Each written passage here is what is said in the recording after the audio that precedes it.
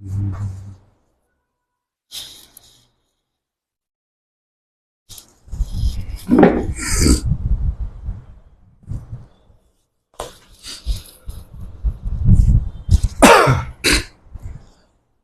আসসালামু আলাইকুম।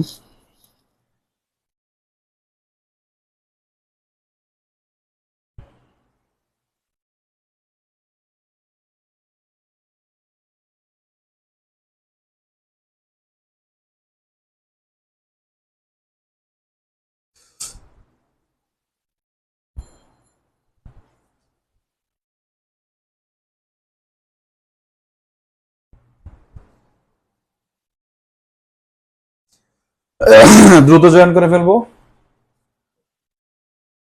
Basic concept of free hand writing and translation, এটার আমাদের সেকেন্ড পার্ট আজকে সেকেন্ড ক্লাস। কেমন? বোর্ড ক্লিয়ার আছে কিনা একটু বলতে হবে, সাউন্ড ক্লিয়ার আছে কিনা একটু বলতে হবে।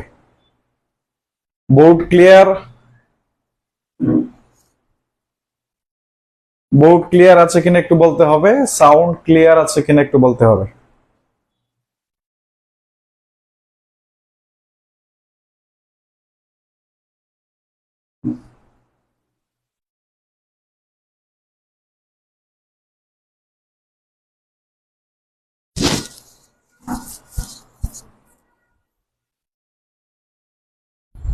ক্লিয়ার?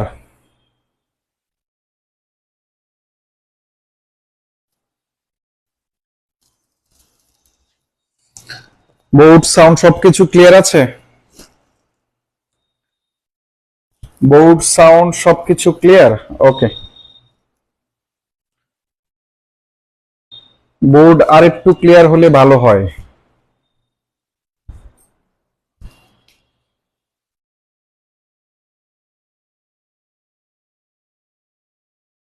এখন কি বোর্ড আগের থেকে ক্লিয়ার?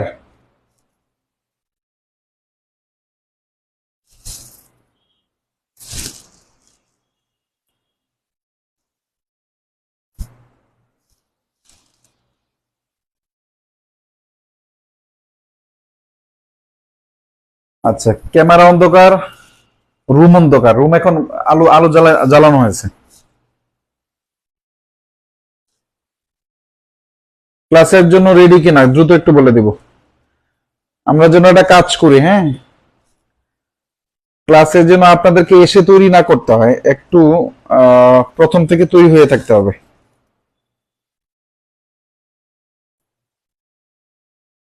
লেখা বোঝা, লেখা তো আমি বড় করি না, লেখা তো বড় করবো।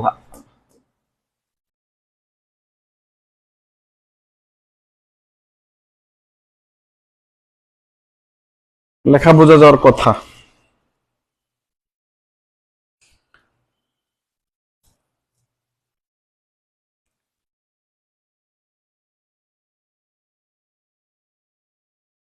ওকে, আমরা শুরু করে দিব। রেডি সবাই?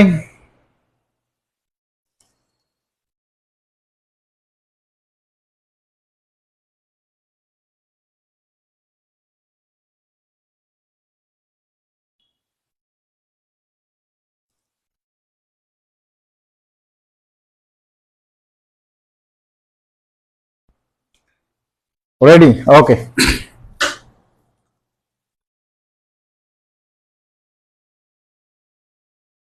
ওকে,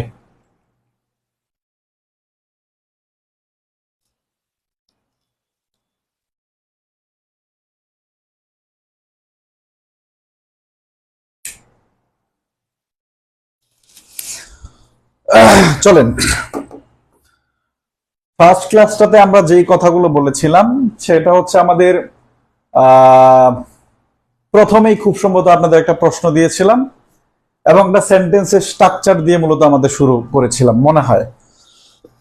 সেকেন্ড ওয়ান একটা নেগেটিভ সেন্টেন্সকে আমরা ইন্টারগেটিভ করতে বলেছিলাম, এতটুকু মনে হয়। তারপরে আমরা যেই কথাগুলো বলেছিলাম, আমরা সাবজেক্ট সম্পর্কে কিছু কথা বলেছিলাম, এবং সাবজেক্ট 6টা জিনিস হতে পারে এটা আমরা বিস্তারিত বলেছিলাম। এবং প্রিভিয়াস ইয়ার্স কোশ্চেনের আপনাদের এখানে যত প্রিভিয়াস কোশ্চেন সিলেক্টিভ করা আছে আরো এড করা হবে প্রিভিয়াস কোশ্চেনের, এবং এটার উপর আরো কাজ করা হবে। এবং সাবজেক্টটুকু আমরা জাস্ট আইডেন্টিফাই করতে চিনেছিলাম। সাবজেক্টটুকু আইডেন্টিফাই করতে শিখেছিলাম বলতে এটাও ভুল কথা। মূলত সাবজেক্ট কতটুকু বড় হতে পারে এবং সাবজেক্ট কয়টা জিনিস হতে পারে এটা নিয়ে আমরা একটু কথা বলেছিলাম। 2 নম্বরে আমাদের সকল ভার্ব নিয়ে তো আর কথা বলা যাবে না, ফাইনিট এবং নন ফাইনিট ভার্ব নিয়ে কথা বলেছিলাম, খুবই সংক্ষিপ্তভাবে কথা বলেছিলাম, এবং আমি আশা করি যে এখানে যারা ফ্রি হ্যান্ড রাইটিং এবং ট্রান্সলেশনে ভর্তি হয়েছেন তাদের এতটুকু নলেজ আছে বলে আমার বিশ্বাস। 3 নম্বরে আমরা অবজেক্ট সম্পর্কে কথা বলেছিলাম। অবজেক্ট সম্পর্কে কথা বলার জন্য আমরা 2টা অবজেক্ট সম্পর্কে কথা বলেছিলাম, একটা হচ্ছে ডিরেক্ট অবজেক্ট এবং ইনডিরেক্ট অবজেক্ট, এবং এই 2টা অবজেক্টের সিকোয়েন্সটা আমরা আলোচনা করেছিলাম যে ডিরেক্ট অবজেক্ট কোনটাকে বলা হবে, ইনডিরেক্ট অবজেক্ট কোনটাকে বলা হবে। এবং ফাইনালি আমাদের ইনডিরেক্ট অবজেক্ট এবং ডিরেক্ট অবজেক্ট এদের যখন সিকোয়েন্সটা নষ্ট হয়ে যায় তখন মাঝখানে একটা প্রেপোজিশনের ব্যাপার ট্যাপার থাকে, এরকম আমি কথা বলেছিলাম, এবং এই পর্যন্ত আমাদের শেষ হয়েছিল।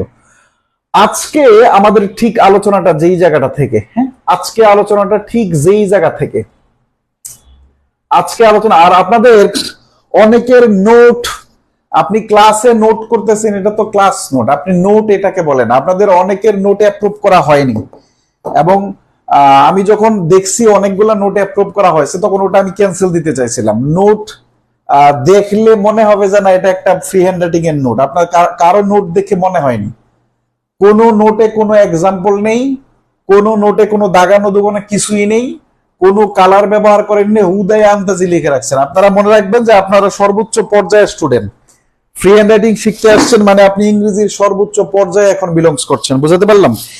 এই কারণে আমাদের এই কারণে হচ্ছে আমাদের একটু অনেকের হচ্ছে না, সাবজেক্ট চিনতে সমস্যা হয়, ওটা চিনতে সময় আমি সাবজেক্ট চেনাইনি। এবার প্রথম যে লাইনটা লিখবেন ওইখানে যেখান থেকে শেষ হয়েছিল ওইখান থেকে প্রথম যে লাইনটা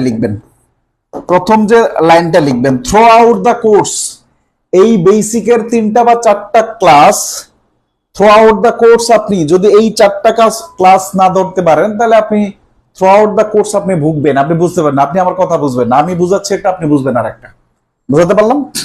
এরপরে আপনি প্রথমত লিখবেন যেহেতু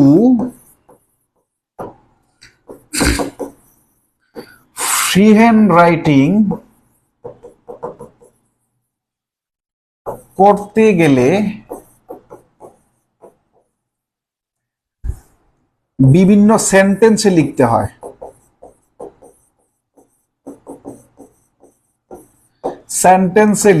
হয়, তাই সেন্টেন্স সম্পর্কে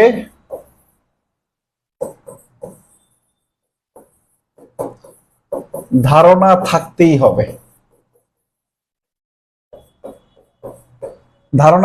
যা লিখছি তাই লিখেন। আপনি চিন্তা করেন আপনার এত বড় বড়, আপনাদের এই মানে বোর্ডের সমান সমান বড় বড় বাক্য অনুবাদ করে দেখাবো, এত বড় বড় বাক্য লিখে দেখাবো, কিন্তু আমাদের ওই পথে যাইতে হবে। আমি বারবার বলেছি ফ্রি হ্যান্ড রাইটিং হচ্ছে আমাদের একটা মালার মতো, এই কথাটা হয়তো বা আমি আমার থ্রু আউট দ্য কোর্স প্রচুর বার রিপিট করব। এক একটা মালার মতো আমাদের প্রত্যেক দিনের কাজ হচ্ছে সম্পূর্ণ মালাটার এক টুকরা পুতলি বলে ওটাকে, ওটা সম্পর্কে ধারণা নিয়ে, বুঝাতে পারলাম? যেহেতু আমরা যখন কোনো কিছু লিখবো তখন অফকোর্স এটা সেন্টেন্স ব্যবহার করে লিখতে হবে, যেহেতু সেন্টেন্স ব্যবহার করে লিখতে হবে এই কারণে আমাদের ফ্রি হ্যান্ড রাইটিং করতে গেলে যেহেতু সেন্টেন্স ব্যবহার করে লিখতে হবে এই কারণে আমাদের সেন্টেন্স সম্পর্কে আমাদের পূর্ণাঙ্গ ধারণা থাকতেই হবে, এছাড়া অপশন নাই। এখানে আপনি এই লেখাটুকুর ভিতরে আপনি ফ্রি হ্যান্ড রাইটিং কে আন্ডারলাইন করবেন অন্য কালার দিয়ে এবং সেন্টেন্সটাকে আন্ডারলাইন করবেন অন্য কালার দিয়ে, বুঝাতে পারলাম? এটা হচ্ছে কথা। তাহলে আমাদের সেন্টেন্স সম্পর্কে আমরা যদি একটা পূর্ণাঙ্গ ধারণা পাই তাহলে আমরা মূলত আমরা 8 প্রকার সেন্টেন্স নিয়ে এখানে কথা বলবো। মূলত কত প্রকার, খুবই সংক্ষিপ্ত ভাবে এগুলো আলোচনা করব। আমি জানি যে এগুলো আপনাদের দরকার আছে, কিন্তু আমি যদি খুব ভালোভাবে সাজায় না দিই তাহলে হয়তো আপনার সাজাতে ঝামেলা হয়ে যাবে, কারণ আমি একদম শূন্য থেকে শুরু করে একদম সিকোয়েন্স বাই সিকোয়েন্স আপনাদের জন্য কোর্স সাজানো আছে, বুঝাতে পারলাম? প্রথমত আমাদের প্রথমত আমাদের যেটা প্রয়োজন হবে সেটা হচ্ছে আমাদের সেন্টেন্স ধারণা লাগবে, এন্ড এরপরেই যেটা লাগবে আমাদের ট্রান্সফরমেশন সম্পর্কে ধারণা লাগবে, যেহেতু আমরা বিভিন্ন ভাবে পরিবর্তন করব। এক নাম্বার যে সেন্টেন্স সম্পর্কে ধারণা লাগবে সেটা হচ্ছে আমাদের অ্যাসার্টিভ সেন্টেন্স। অ্যাসার্টিভ সেন্টেন্স হচ্ছে আমাদের ফ্রি হ্যান্ড রাইটিং অথবা অনুবাদ যখন আমরা করতে যাব, প্রায় 99% বলা ঠিক হবে কিনা, প্রায় এরকম বলা যায় 99% বাক্য বা সেন্টেন্স এই সেন্টেন্সে লিখতে হয়, এই সেন্টেন্স এ লিখতে হয়, এই সেন্টেন্সে লিখতে হয়। আমাদের যত যাই কিছু লিখি, আমরা যদি 3 পৃষ্ঠা বা 5 পৃষ্ঠা একটা বাক্য মানে রচনা লিখি, ওইখানে সর্বোচ্চ 2টা বা 3টা সেন্টেন্স আসবে অন্যান্য সেন্টেন্সের। ইন্টারগেটিভ আসতে পারে, ইম্পারেটিভ আসতে পারে, অপটেটিভ আসতে পারে, এক্সক্লামেটরি আসতে পারে। এরকম সর্বোচ্চ 3 পৃষ্ঠা লেখলে সর্বোচ্চ 2 থেকে 3টা বাক্য আসতে পারে, নাও আসতে পারে। কিন্তু এই 5 পৃষ্ঠা বা 3 পৃষ্ঠা লেখলে আমরা বলেছি আমরা যা লিখবো এবং যতটুকু অনুবাদ করব তার 99% সেন্টেন্স আমরা কোন সেন্টেন্সে লিখবো বলেন তো? অ্যাসার্টিভ সেন্টেন্স লিখবো।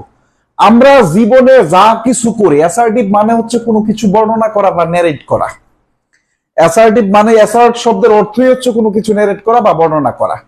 আপনার জীবনের যা কিছু আছে সবকিছু বর্ণনার ভিতরেই আমাদের এই অ্যাসার্টিভ সেন্টেন্স আসবে। আমাদের বর্ণনাটা সাধারণত 2 ধরনের হয়। কখনো কখনো আমাদের কথাবার্তা পজিটিভ হয়, কখনো কখনো আমাদের কথাবার্তা নেগেটিভ হয়। যদি আমাদের এরকম বলি যে বাংলাদেশের মানুষ, বাংলাদেশের জনগণ দেশের উন্নয়নের জন্য আওয়ামী লীগ সরকারকে আবার ক্ষমতায় চায়, এক ধরনের মানুষের বক্তব্য। আবার অপর পৃষ্ঠায় আমরা বললাম যে বাংলাদেশের মানুষ বাংলাদেশের মানুষ দেশের কিছু উন্নয়ন সত্ত্বেও আওয়ামী লীগকে আর ক্ষমতায় দেখতে চায় না। 2 ধরনের বক্তব্য এগুলো। তার মানে মানুষ মাত্রই তার ভাষাটাকে, তার বক্তব্যটাকে 2 ভাবে প্রকাশ করে। একটা হচ্ছে পজিটিভলি প্রকাশ করে, অন দ্য আদার হ্যান্ড একটা নেগেটিভলি প্রকাশ করে। এই কারণে আমাদের অ্যাসার্টিভ সেন্টেন্সটাকে 2 ভাগে ভাগ করা হয়। যতটুকু যেভাবে সংক্ষিপ্ত আকারে নোট করছে এইভাবেই করবেন। 2 ভাগে ভাগ করা হচ্ছে। একটা হচ্ছে অ্যাফার্মেটিভ, এটা কি ভাই বলেন তো? অ্যাফার্মেটিভ। আর এটা কি বলেন তো? নেগেটিভ। নেগেটিভ। একটা হচ্ছে অ্যাফার্মেটিভ, আর এটা কি ভাই বলেন তো? নেগেটিভ বাক্য। এবং নেগেটিভ বাক্যর ক্ষেত্রে আমাদের যেটা হয়, অ্যাফার্মেটিভ সেন্টেন্সের স্ট্রাকচার কি রকম হয়? Subject plus verb plus extension, subject plus verb plus extension. যখন আমরা নেগেটিভ করতে যাই এই ক্ষেত্রে আমরা একটু লিখে রাখবো। অ্যাফার্মেটিভ সেন্টেন্স মানে নেগেটিভ পজিটিভ বাক্য বা হাবোধক বাক্য, নেগেটিভ সেন্টেন্স মানে আমাদের নাবোধক বাক্য। কিন্তু আমাদের যদি অক্সিলারি ভার্ব থাকে সেন্টেন্সে, নেগেটিভ সাধারণত আমরা নট ব্যবহার করে সাধারণত করি, নেভার, লিটল এগুলা ব্যবহার করে নেগেটিভ করা যায়, সেটা পরের আলোচনা। সাধারণত নট ব্যবহার করে আমরা নেগেটিভ করে থাকি। যদি কোনো সেন্টেন্সে অক্সিলারি ভার্ব থাকে তখন নেগেটিভ করার জন্য অক্সিলারি ভার্বের পরে নট ব্যবহার করা হয়। যেমন তার কাজটা করা উচিত ছিল না, শি অথবা he should not have done the work. তার কাজটা করা উচিত ছিল না, তার কাজটা করা উচিত না। একটা হচ্ছে উচিত ছিল না, একটা হচ্ছে উচিত না। He should not do the work. আমি কি বোঝাতে পারলাম? তার কাজটা করা উচিত ছিল না, she should not have done the work. সে ভালো স্টুডেন্ট নয়, he is not a good student. আমরা অক্সিলারি ভার্বের পরে ব্যবহার করতে পারি। তার মানে নেগেটিভ বাক্যে নট কোথায় বসবে বলেন তো? অক্সিলারি। আমি সংক্ষেপে লিখবো, আমি আশা করি যে আপনি এগুলো বুঝবেন। নেগেটিভ বাক্য করার জন্য অক্সিলারি ভার্বের পরে নট ব্যবহার করতে হয়।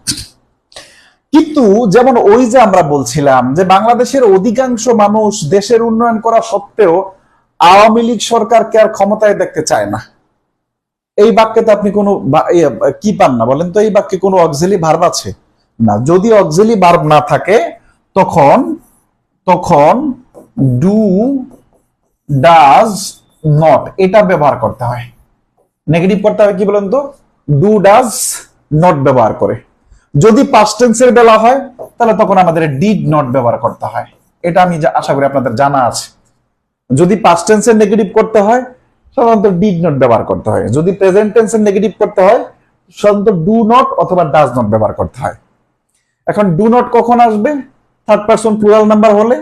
আর ডাজ নট কখন আসবে? Third person singular number. Very পূর্ব আলোচনা অথবা ভেরি প্রিলিমিনারি ডিসকাশন, কিন্তু আপনার এখান থেকে আপনাকে শিখেন। তার মানে আমরা অ্যাসার্টিভ সম্পর্কে আমরা যতটুকু বক্তব্য আমাদের মাথায় রাখতে হবে যে অ্যাসার্টিভ সেন্টেন্স এর আমরা যা লিখবো তার 95% জায়গায় আমরা অ্যাসার্টিভ সেন্টেন্স, না সরি 99% জায়গায় আমরা সাধারণত অ্যাসার্টিভ সেন্টেন্স ব্যবহার করব। অ্যাসার্টিভ সেন্টেন্সের স্ট্রাকচারটা কি রকম হতে পারে? Subject plus verb plus extension, not object. Subject plus verb plus extension. আচ্ছা, অ্যাসার্টিভ সেন্টেন্স কি ব্যাখ্যা করে? ব্যক্তির বা মানে ব্যক্তির বক্তব্যকে প্রকাশ করে। মানুষের বক্তব্য কত ধরনের হয়? দুই ধরনের হয়, পজিটিভ বক্তব্য, নেগেটিভ বক্তব্য। তো পজিটিভ বক্তব্য হলে সেটা অ্যাফার্মেটিভ এর আন্ডারে চলে যাবে, নেগেটিভ বক্তব্য হলে সেটা নেগেটিভ সেন্টেন্সের আন্ডারে চলে যাবে। সাধারণত আমরা নো, নেভার, লিটল, ফিউ এগুলো দিয়ে আমরা নেগেটিভ করতে পারি, বাট নেগেটিভ করার জন্য সব থেকে বেশি ব্যবহৃত হয় নট ব্যবহৃত হয়। এবং নটটা আমরা কোথায় বসাতে পারি? অক্সিলারি ভার্ব যত আছে এদের পরে ব্যবহার করতে পারি। এখানে অক্সিলারি ভার্ব বলতে আমাদের be verb, web verb, modal auxiliary যত প্রকার অক্সিলারি ভার্ব আছে এদের পরে আমরা নট ব্যবহার করি। অক্সিলারি সেন্টেন্স, অক্সিলারি ভার্ব যে সব সেন্টেন্সেই থাকবে বিষয়টা তো এরকম নয়, কখনো কখনো অক্সিলারি ভার্ব নাও থাকতে পারে। তখন আমরা ডু নট অথবা ডাজ নট ব্যবহার করে নেগেটিভ করব। যদি ঘটনাটা পাস্ট টেন্সের ঘটে আমরা টেন্স অধ্যে আলোচনা করব অফকোর্স, তখন আমরা ডিড নট ইউজ করতে পারি। বুঝাতে পারলাম কিনা? অ্যাসার্টিভ সেন্টেন্সের আলোচনা আমার মনে হয় ক্লিয়ার। অ্যাসার্টিভ সেন্টেন্স এর থেকে বেশি আলোচনার প্রয়োজন নেই। বুঝাতে পারলাম? এই হলো assertive sentence. 2 number, interrogative sentence কেন ব্যবহার করা হয়? আচ্ছা, এটা প্রশ্ন করি। আচ্ছা, প্রশ্ন করা লাগবে না। ইন্টারগেটিভ সেন্টেন্স সাধারণত কোনো কিছু জিজ্ঞাসা করতে ব্যবহৃত হয়। ইন্টারগেটিভ প্রোনাউন অথবা ইন্টারগেটিভ অ্যাডভার্ব দুইটা দিয়ে। ইন্টারগেটিভ প্রোনাউন অথবা ইন্টারগেটিভ অ্যাডভার্ব ব্যবহার করে অথবা ডাব্লিউএস ওয়ার্ড ব্যবহার করে আমরা জিজ্ঞাসা করতে পারি। ইন্টারগেটিভ সেন্টেন্সে ডাব্লিউএস ওয়ার্ডই ব্যবহার করতে হবে বিষয়টা এরকম না, অক্সিলারি ভার্ব ব্যবহার করে ইন্টারগেটিভ করা যায়। এই জন্য তার মানে সাধারণত কোনো কিছু জিজ্ঞাসা করা অর্থে ইন্টারগেটিভ সেন্টেন্স ব্যবহৃত হয়। স্ট্রাকচার দুইটা হতে পারে, একটা হচ্ছে অক্সিলারি। যেমন আমরা যদি एग्जांपल বলি, যেমন যদি বলি আই ইট রাইস, একটু দেখেন তো আই ইট রাইস তার মানে কি? Do I eat rice, same ঘটনা। তার মানে অক্সিলারি ভার্বের স্ট্রাকচার কি আসলো ভাই বলেন তো? যে auxiliary plus subject plus main verb, main verb plus subject, তারপর একটা প্রশ্নবোধক চিহ্ন আসবে। এটা হচ্ছে একটা স্ট্রাকচার। ইন্টারগেটিভ সেন্টেন্স মনে রাখতে হবে দুই ভাবে গঠন করা হয়। আরেকটা স্ট্রাকচার ডাব্লিউএস ওয়ার্ড দেওয়া হয়। ডাব্লিউএস ওয়ার্ড দিয়ে কি হয়? ডাব্লিউএস ওয়ার্ড কয়টা টোটাল আমাদের? 9-10টা আছে, প্লাস কি বলেন তো অক্সিলারি হয়। অক্সিলারি এর পরে সাবজেক্ট হয়, প্লাস হচ্ছে মেইন ভার্ব হয়, প্লাস অবজেক্ট অথবা যা কিছু থাকে প্রশ্নবোধক চিহ্ন হয়। তবে হু এর ক্ষেত্রে অক্সিলারি ভার্ব নাও বসতে পারে। বুঝাতে পারলাম? হু এর ক্ষেত্রে সরাসরি ভার্ব বসতে পারে। সব জায়গায় যে ডাব্লিউএস ওয়ার্ড এর পরে আমাদের অক্সিলারি ভার্বই আসবে বিষয়টা এইরকম নয়। বুঝাতে এই দুইটা স্ট্রাকচার শুধু লিখে রাখবে। এখানকে আলোচনা দীর্ঘায়িত করা যাবে না, সামনে প্রচুর দীর্ঘ আলোচনা আছে। ইন্টারগেটিভ সেন্টেন্স কখন ব্যবহার করা হবে? ইন্টারগেটিভ সেন্টেন্স ব্যবহার করবে যদি কোনো কিছু প্রশ্ন করতে চায়, যদি কোনো কিছু এমন হয়। তবে লিখার ক্ষেত্রে আমাদের ইন্টারগেটিভ সেন্টেন্সের ব্যবহার খুবই কম বললেই চলে। তবে এমবেডেড কোশ্চেনের আলোচনাটা আমাদের লাগবে। ইন্টারগেটিভ সেন্টেন্স এমবেডেড কোশ্চেন হিসেবে কখন ব্যবহৃত হয় এটা আমরা গ্রামাটিক্যাল ফ্যাক্টস আলোচনা করব, এখানে আলোচনা করব না। এটা স্ট্রাকচার দুইটা হতে পারে, অক্সিলারি ভার্ব দিয়ে শুরু হতে পারে, ডাব্লিউএস ওয়ার্ড দিয়ে শুরু হতে পারে। ইন্টারগেটিভের মানেই সাবজেক্টের পূর্বে ভার্ব চলে আসবে এবং সেটা সাধারণত অক্সিলারি ভার্ব চলে আসে এবং সেন্টেন্সের শেষে কি আসে? প্রশ্নবোধক চিহ্ন আসে। ওকে, তারপরে আমরা ইম্পারেটিভ সেন্টেন্স নিয়ে কথা বলবো। কখনো যদি বাক্যে এরকম ঘটে যে আমাদের এমন কিছু লিখতে হইতেছে যে আমাদের কোনো আদেশ বোঝাচ্ছে, উপদেশ বোঝাচ্ছে, সতর্কতা বোঝাচ্ছে, প্রস্তাব বোঝাচ্ছে, নিষেধ বোঝাচ্ছে, এরকম যদি কোনো কিছু হয় তাহলে আমরা ইম্পারেটিভ সেন্টেন্স ব্যবহার করবে। ইম্পারেটিভ সেন্টেন্স গঠন হয় দুই ভাবে, ভার্ব প্লাস অবজেক্ট, লেট দিয়ে। একটা হচ্ছে ভার্ব দিয়ে, একটা লেট দিয়ে। এতটুকু জানলেই হবে, আর বাকিটুকু আমি জানি, আশা করি আপনার জানা আছে। ভার্ব দিয়ে শুরু হয়, যেমন open the door, let me do the work, let দিয়ে শুরু হয়। ইম্পারেটিভ সেন্টেন্স দুই ভাবে শুরু হয়। অপারেটিভ সেন্টেন্স যদি কখনো আমাদের যদি কখনো আমাদের এরকম প্রয়োজন হয় যে না এমন কিছু লিখতে হবে, সেখানে আমাদের অপারেটিভ সেন্টেন্স ব্যবহার করতে হবে। অপারেটিভ সেন্টেন্স দুইটা ক্ষেত্রে ব্যবহৃত হয়, এক হচ্ছে স্রষ্টার কাছে প্রার্থনা করা অর্থে, আর সেকেন্ড হচ্ছে কারো যদি আপনি মঙ্গল কামনা করেন, সেক্ষেত্রে অপারেটিভ সেন্টেন্স ব্যবহৃত হয়। মঙ্গল কামনা অর্থে উইস্ট ব্যবহৃত হয়, আর প্রার্থনা করা বোঝাতে আমাদের প্রে ব্যবহৃত হয়। বোঝাতে পারলাম? এটা শুরু হয় আমাদের মে দিয়ে, এবং বাকিটুকু আপনি জানেন, এটা আমি আশা করি। 4 নম্বর হচ্ছে এক্সক্লামেটরি সেন্টেন্স। আমাদের বিভিন্ন এক্সক্লামেটরি টোটাল 4টা প্রকার আছে এক্সক্লামেটরি সেন্টেন্স। যদি এরকম হয় যে আমাদের কিছু একটা লিখতে হবে, এক্সক্লামেটরি সেন্টেন্স সম্পর্কে আমাদের কিছু একটা লিখতে হবে, অথবা এক্সক্লামেটরি সেন্টেন্স দিয়ে আমাদের কিছু লিখতে হবে, তখন আমরা এক্সক্লামেটরি সেন্টেন্স ইউজ করব। আবেগ, দুঃখ, আনন্দ, বিষাদ, এরকম যদি আমাদের কোনো কিছু লিখি, ধরেন বঙ্গবন্ধু শেখ মুজিবুর রহমানের 15ই আগস্ট সম্পর্কে আপনাকে কিছু লিখতে বলছে, তো ওইখানে তো এক্সক্লামেটরি সেন্টেন্স একটা দেওয়া বাধ্যতামূলক। বুঝতে পারলাম? তো এইরকম ক্ষেত্রে, আরো ক্রিটিক্যাল সিচুয়েশনের ক্ষেত্রে, যেখানে একটা দুইটা সেন্টেন্স অথবা লিখার শেষে আমাদের একটা এক্সক্লামেটরি সেন্টেন্স হচ্ছে আমাদের ডিমান্ড করে, ডিজার্ভ করে, ওই ক্ষেত্রে তো আমরা লিখতে হবে। এক্সক্লামেটরি কিছু কিছু সেন্টেন্স শুরু হয় হাউ দিয়ে, এটা আমি জানি। কিছু কিছু সেন্টেন্স যদি শুরু হয় হোয়াট দিয়ে, এটাও আমি জানি। কিছু কিছু সেন্টেন্স শুরু হয় ওয়ার দিয়ে, এটাও আমি জানি। কিছু কিছু সেন্টেন্স শুরু হয় হেড দিয়ে, এটাও আমরা জানি। আমরা 4টা এক্সাম্পল শুধু মুখে মুখে বলবো। যেমন how beautiful the bird is, পাখিটা দেখতে কতই না সুন্দর। What an exciting game it is, খেলাটা কতই রোমাঞ্চকর ছিল, যেমন গতকালের রিয়াদের century. Were I a king, যদি আমি একজন রাজা হইতাম। Were I a prime minister, যদি আমি একজন, were I the prime minister অথবা প্রাইম মিনিস্টার, যদি আমি প্রধানমন্ত্রী হইতাম। হেড আই আ হাউস, যদি আমার একটা বাড়ি থাকতো। হেড আই আ কার, যদি আমার একটা কার থাকতো। এরকম 4টা দিয়ে আমাদের সেন্টেন্স কখনো কখনো লেখা হতে পারে, কখনো কখনো লেখা হতে পারে। খুব সংক্ষিপ্ত আলোচনা করলাম, এবং জাস্ট আপনার জানা জিনিস আমি আর একটু রিকল করাই দেওয়ার চেষ্টা করব, আর কিচ্ছু করি নাই এখানে।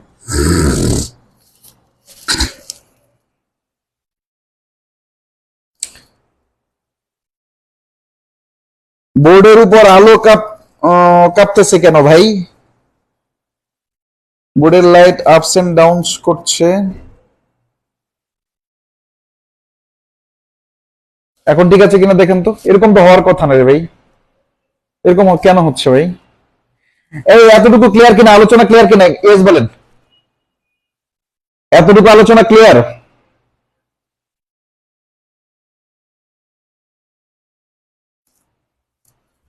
মে I come in, may I come in, imperative sentence. এতটুকু আলোচনা ক্লিয়ার কিনা? May I come in, imperative sentence. এখন ঠিক আছে, ওকে, আলোচনা ক্লিয়ার। আচ্ছা, এইবার যদি আলোচনা এতটুকু যদি ক্লিয়ার হয়, পরবর্তীতে আমাদের লাগবে, তার মানে এখানে মাথায় রাখতে হবে এই যে মুখে যে কথাগুলো বলেছে এগুলো যেন নোটে থাকে। তার মানে আমাদের এখান থেকে মূলত কাজে লাগবে কোনটা বলেন তো? Assertive sentence. কাজে লাগবে কোনটা বলেন তো? Assertive sentence. ওকে, নেক্সট, পরে চলে যাব। এটা ছিল অর্থে, অ্যাকর্ডিং টু মিনিং, অর্থ অনুসারে আমাদের সেন্টেন্সটাকে 5 ভাগে ভাগ করা হয়। নেক্সট হচ্ছে অ্যাকর্ডিং টু স্ট্রাকচার, স্ট্রাকচার অনুসারে আমাদের সেন্টেন্সটাকে 5 ভাগে ভাগ করা হয়। স্ট্রাকচার অনুসারে সেন্টেন্সটাকে 3 ভাগে ভাগ করা হয়। স্ট্রাকচার অনুসারে সেন্টেন্সটাকে আমাদের কয় ভাগে ভাগ করা যায়? 3 ভাগে। ঠিক খাতায় এটাই লিখবেন যে স্ট্রাকচার অনুসারে সেন্টেন্সটাকে 3 ভাগে ভাগ করা যায়। 1 নাম্বার লিখবেন simple sentence, compound sentence, complex sentence. Free hand writing এবং ট্রান্সলেশনের জন্য এগুলা বেশি জরুরি। এবং ওই যে 99% আপনি কি ব্যবহার করবেন? অ্যাসার্টিভ সেন্টেন্স ব্যবহার করবেন, যার ম্যাক্সিমামই সাধারণত এগুলা হয়। যার ম্যাক্সিমামই কি হয়? সাধারণত এগুলা হয়। এটা, এই কথাটুকু আপনি লিখবেন। ওই 99% অ্যাসার্টিভ সেন্টেন্সের ম্যাক্সিমাম এই কোন সেন্টেন্সে লিখতে হয়? হয় সিম্পল সেন্টেন্সে, না হলে কম্পাউন্ড সেন্টেন্সে, না হলে কমপ্লেক্স সেন্টেন্সে। এটা আমাদের লিখতে হয়। বুঝাতে পারলাম? ওই 90% এর জায়গায়, 95% বা 99% এর জায়গায়। সেকেন্ড হচ্ছে, এখন আপনি আবার লিখবেন যে এই সিম্পল সেন্টেন্স, কম্পাউন্ড সেন্টেন্স এবং কমপ্লেক্স সেন্টেন্স, এদের সম্পর্কে ধারণা পাইতে হলে আমাদের ক্লোজ সম্পর্কে একটা ধারণা লাগবে। আপনি ঠিক এই কথাটাই লিখবেন যে এই সেন্টেন্স গুলো সম্পর্কে পূর্ণাঙ্গ ধারণা থাকতে হলে আমাদের ক্লোজ সম্পর্কে পূর্ণাঙ্গ একটা ধারণা লাগবে। এই জন্য আমি এখন একটু ক্লোজ সম্পর্কে বলাবো। কেন? আমরা যখন কোনো বাক্য লিখবো, আমাদের ম্যাক্সিমাম বাক্য আমাদের হবে কি সিম্পল, কম্পাউন্ড, কমপ্লেক্সে হবে। ম্যাক্সিমাম বাক্যই আমরা যখন স্ট্যান্ডার্ড রাইটিং লিখবো তখন সিম্পলে না হয় কম্পাউন্ড এবং কমপ্লেক্সে হবে।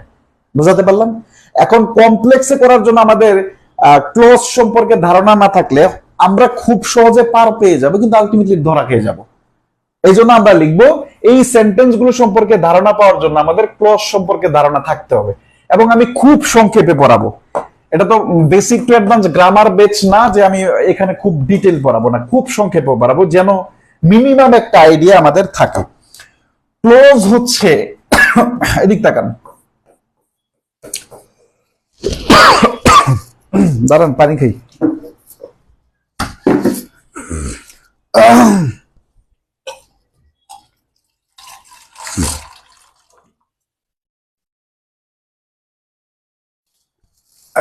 ওকে, প্রথম কথা হচ্ছে ক্লোজ কি? ক্লোজ কি এটা আমার জানার দরকার আছে না?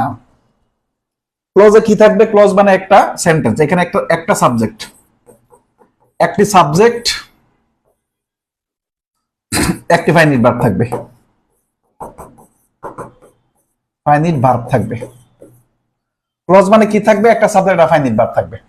অ্যাসার্টিভ সেন্টেন্স যখন পড়াইছিলাম তখন স্ট্রাকচার কি লিখছিলাম বলেন তো? সাবজেক্ট প্লাস ভার্ব, এরপরে এক্সটেনশন লিখছিলাম। এখন এক্সটেনশন যদি না থাকে তাহলে এটা কি অ্যাসার্টিভ সেন্টেন্স হবে না? হবে না। তার মানে ক্লোজ বলতে একটা গ্রামাটিক্যালের সঠিক সেন্টেন্স কি বোঝানো হয়? ক্লোজ বলতে কি আমাদের একটা সেন্টেন্স কি বোঝানো হয়? ক্লোজে কি থাকবে? ক্লোজে কি থাকবে? ক্লোজে থাকবে একটা সাবজেক্ট এবং একটা ফাইনাইট ভার্ব। ক্লোজে কি থাকবে? একটা সাবজেক্ট এবং একটা ফাইনাইট ভার্ব। ক্লোজটাকে দুই ভাগে ভাগ করা হয়, মেইনলি আমরা একটু লিখবো দুই ভাগে ভাগ। এক নাম্বার হচ্ছে প্রিন্সিপাল ক্লোজ। প্রিন্সিপালের অপর নাম হচ্ছে মেইন, এর অপর নাম হচ্ছে কি বলেন তো? ইন্ডিপেন্ডেন্ট। ইন্ডিপেন্ডেন্ট। এখানেও কি থাকবে? একটি সাবজেক্ট, একটি ফাইনাইট ভার্ব, একটি সাবজেক্ট, একটা ফাইনাইট ভার্ব। তার মানে কি ঘটনা দাঁড়াইলো বলেন তো? ক্লোজ বলতে বোঝানো হয় একটা সাবজেক্ট থাকবে এবং একটা ফাইনাইট ভার্ব থাকবে। দুই নাম্বার কথা হচ্ছে প্রিন্সিপাল ক্লোজ কি? আমরা বলছি ক্লোজটাকে দুই ভাগে ভাগ করা। একটা হচ্ছে প্রিন্সিপাল, মেইন অথবা ইন্ডিপেন্ডেন্ট ক্লোজ, আর অপরটার নাম হচ্ছে dependent. Dependent oblique subordinate, subordinate. এটা হচ্ছে প্রধানত। আরেকটা প্রকার ক্লোজ আছে কোঅর্ডিনেট ক্লোজ, ওটা আপনার আলোচনার বিষয় না, লাগবে না।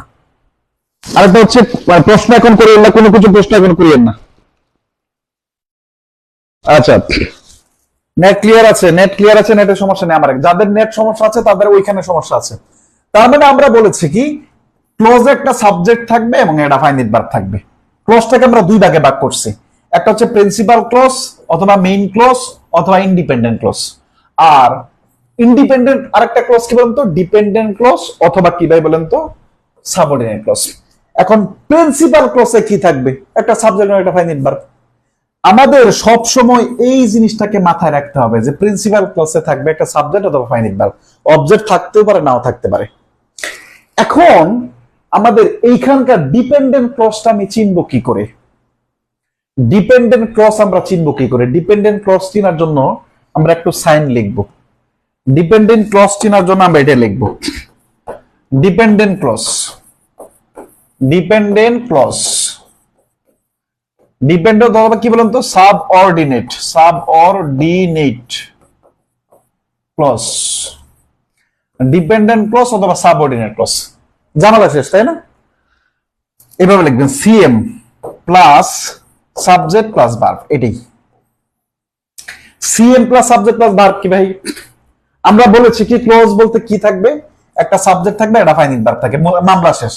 এখন ডিপেন্ডেন্ট হওয়ার জন্য কি ডেফিনিশন, বাই ডেফিনিশন অনুসারে বলা যায় যে যে ক্লোজ অন্যের উপর নির্ভর করে তাকে ডিপেন্ডেন্ট ক্লোজ বলা হয়, যে ক্লোজ অন্যের উপর ডিপেন্ডেন্ট করে না, স্বাধীনভাবে কাজ করে ইন্ডিপেন্ডেন্ট, এগুলো তাত্ত্বিক কথাবার্তা কাজে লাগে না।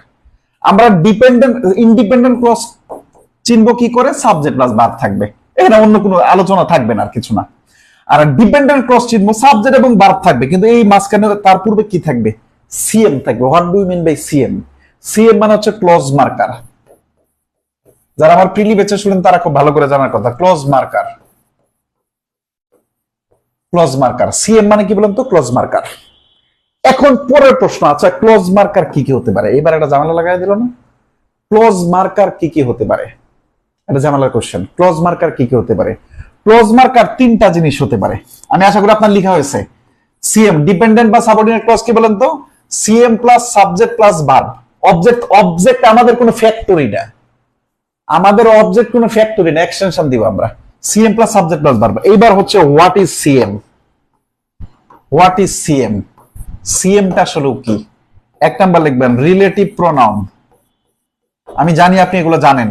Relative pronoun, relative pronoun. Relative pronoun কোনগুলো মনে আছে তো?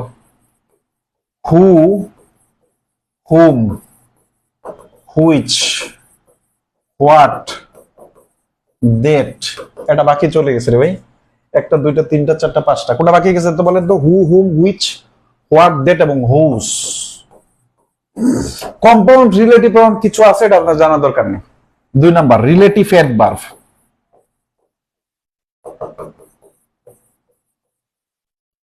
রিলেটিভ অ্যাডভার্ব, রিলেটিভ অ্যাডভার্ব কয়টা রে ভাই? চারটা। একটা হচ্ছে হোয়ার, এটা হচ্ছে হোয়েন, এটা হচ্ছে হাউ, এটা হচ্ছে হোয়াই। এই চারটা হচ্ছে রিলেটিভ অ্যাডভার্ব। আচ্ছা, এরপর তিন নাম্বার কি? Subordinating conjunction. Subordinating conjunction, subordinating conjunction. Subordinating conjunction কি ভাই বলুন তো? আমরা ছোটবেলায় কমপ্লেক্স সেন্টেন্স গঠন করার জন্য যা যা পড়ছিলাম সবকিছু সংক্ষেপে লিখে রাখবেন। আমি দু একটা উদাহরণ দিয়ে দিব। আমরা ছোটবেলায় কমপ্লেক্স সেন্টেন্স গঠন করার জন্য, বুঝাতে পারলাম? আমরা ছোটবেলায় কমপ্লেক্স সেন্টেন্স গঠন করার জন্য আমরা যা যা পড়ছি তাই হচ্ছে সাবঅর্ডিনেটিং কনজাংশন। কোনগুলা বলেন তো? ওই যে ইফ, আনটিল, তারপর হচ্ছে টিল, আনলেস, তার হয় তো লিখে দিলাম এজ, সিন্স, বিফোর, আফটার, বক্কর, চক্কর লিখেন।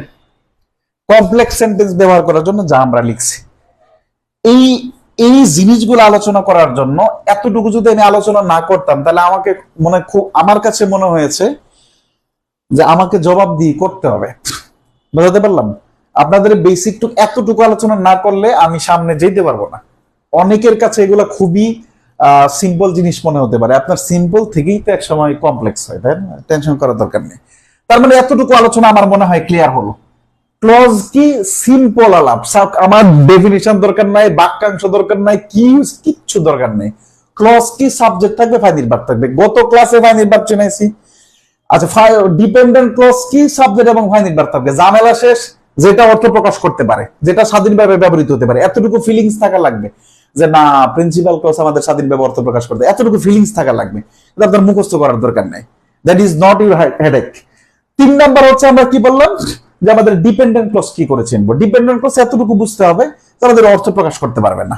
দুই নাম্বার কি? CM plus subject plus verb থাকবে। CM plus subject plus verb কেন থাকবে ভাই?